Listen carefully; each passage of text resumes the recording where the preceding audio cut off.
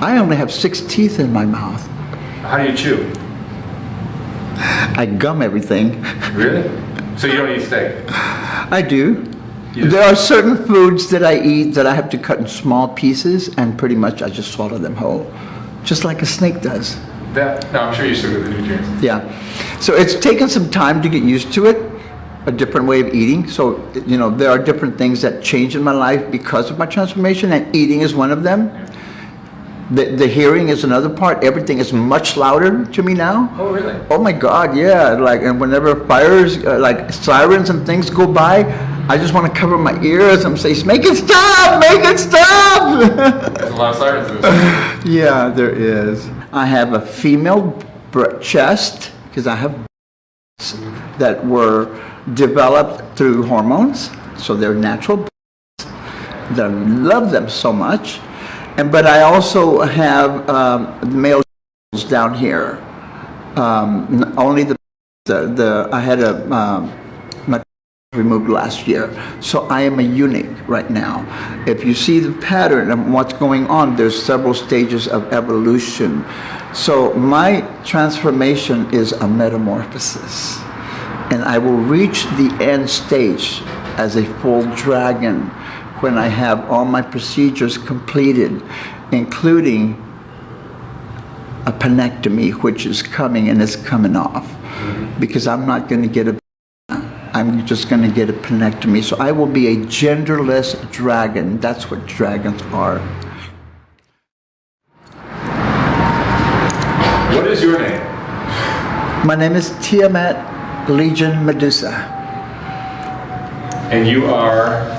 I am known as the Dragon Lady, because I am the Dragon Lady. Yes, you certainly are. I am the world's most modified transsexual.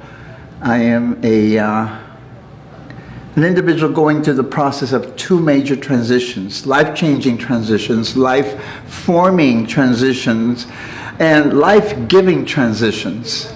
It's not just going through a transition, it's a different life. So, like being reborn.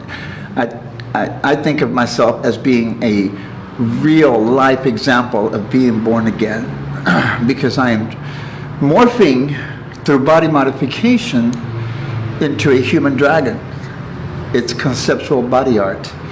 And I'm also in the process of becoming a woman. I'm male to female transsexual.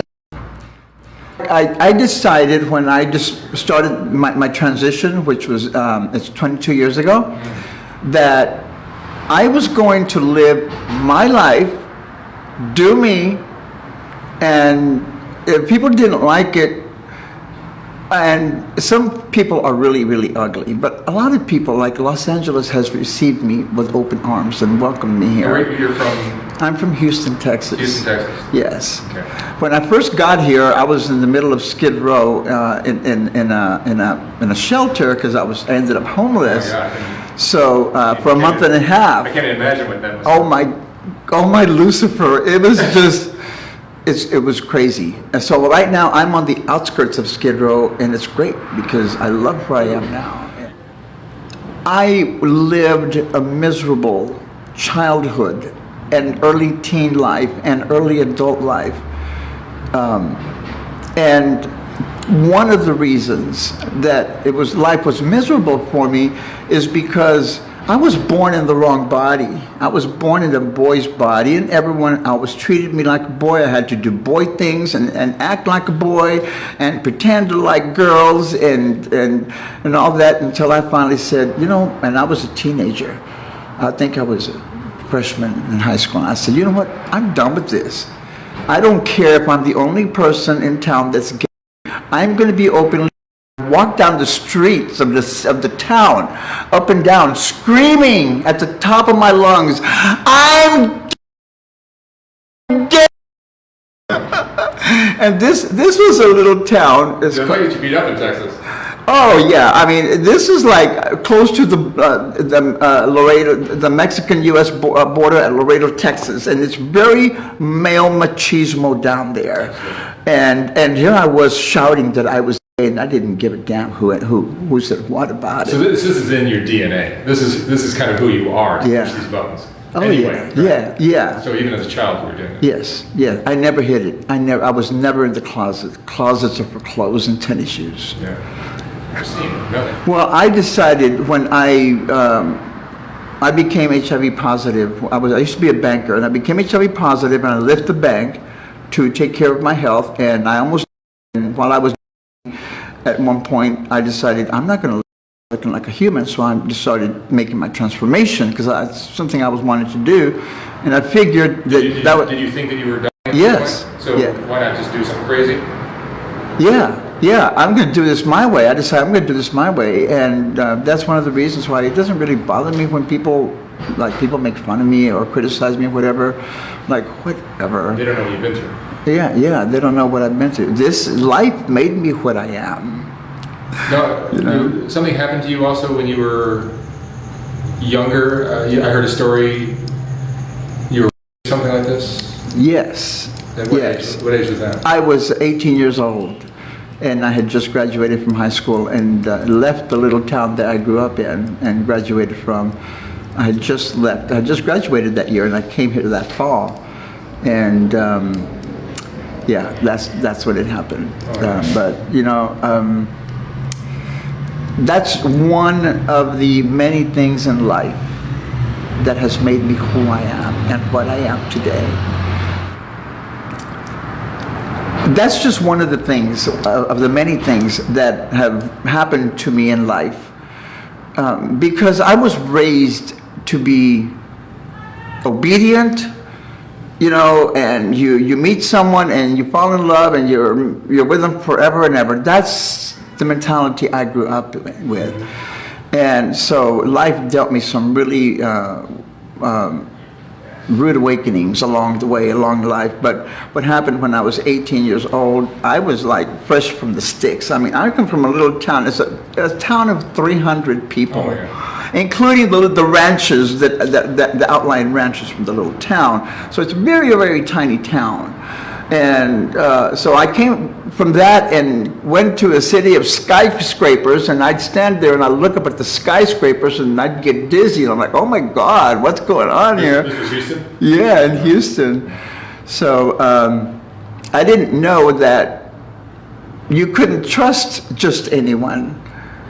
And I was in a situation where I wasn't asking for help. I didn't know what to do, and help presented itself.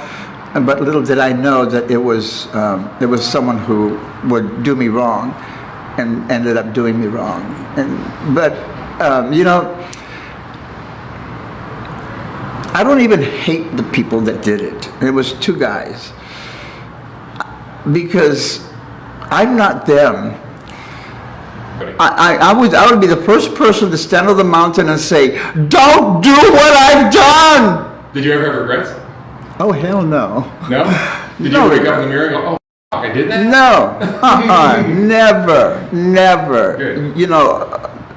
You don't do something like what I've done to myself Without thinking. to later on, Regret. regret it. No, you have to know right up from the very front, am I or am I not going to regret this 10 years from now? And when I started, I said, I'm not going to regret it. I'm going to be happy. People who whom I've lived with, and like my neighbors where I live right now, everybody just loves me. They're like, everybody's like taking me under their wing. Your energy is so gentle and pleasant and nice to be around that it's like, just get past the visual if you don't like it, or if it's just too weird for you, get over it. Because who you are is about as pleasant and nice and kind as anyone I've seen. Thank you. Yeah, Well, I want to explain something about my transformation that directly correlates to what you just said.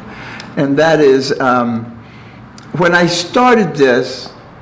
But you don't have any ears. Did I mention that? Your ears have been removed. I can't hear you. Hey, it's my excuse to some people. I can't hear what you're saying. I'm sorry. I have no ears. And it's how I get away from some people who are nasty and negative. I just tell them, I can't hear you. Keep it up. My transformation is by and large what saved my life after 5 failed attempts. Oh, really? When I really was serious about my transformation, all of that went away. Hadn't happened anymore, and it ain't gonna happen.